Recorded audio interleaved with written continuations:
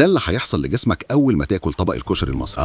يا معلم، قبل ما تفرح وتقول كشري يساوي سعادة خليك معايا، لأن في شوية حقائق ممكن تزعل طبق الكشري نفسه ده.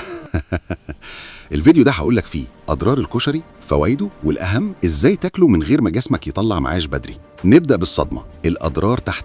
أول ما المعلقة تدخل بقك جسمك يقولك إيه ده كله؟ رز، مكرونة، عدس، حمص يساوي هجوم كربوهيدرات محترم. سكر الدم يطلع فجأة، فتلاقي نفسك بعد الأكل بنص ساعة نعسان، تقيل، عايز تنام، أو قاعد ماسك بطنك وبتقول أنا شبعت زيادة ليه؟ قولي في الكومنتات أنت بتنام بعد الكشري ولا بتكمل اليوم؟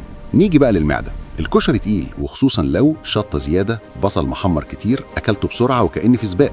ده ممكن يعمل حموضة، انتفاخ، غازات تخليك تقول أنا ماليش دعوة، ده الكشري اللي عمل كده. والكارثة التالتة لإيه؟ لو عندك قابلية للحساسية أو قولون عصبي، العدس والحمص والبصل يقولولك إحنا هنا وهنتكلم كتير. جريت، ما تقوليش كشري وجعني، قول أنا اللي ما كنتش واخد بالي. طب نهدى شوية ونيجي للحلول. كل ببطء، ما تزودش شطة وبصل محمر كأنك بتنتقم، ما تاكلش طبق جبل، طبق معقول، وبعده اشرب مية مش بيبسي. دلوقتي بقى نختم بالحاجات الحلوة. رغم كل اللي اتقال، الكشري مش شرير، بالعكس، عندك بروتين نباتي من العدس والحمص، الياف تحسن الهضم، طاقة محترمة لو اتاكل باعتدال، وجبة مشبعة وتخليك ما تمدش ايدك على السناكس. يعني ببساطة الكشري حبيبك بس لو عرفت حدوده. طيب الخلاصة، الكشري مش مشكلة، المشكلة في الكمية والطريقة. لو عجبك الفيديو اعمل لايك، ولو بتحب الكشري اكتب في الكومنت الكشري على أصوله، واستنى الفيديو الجاي لأن شكلنا هندخل على أكلة مصرية تانية وتعمل مشاكل أكتر.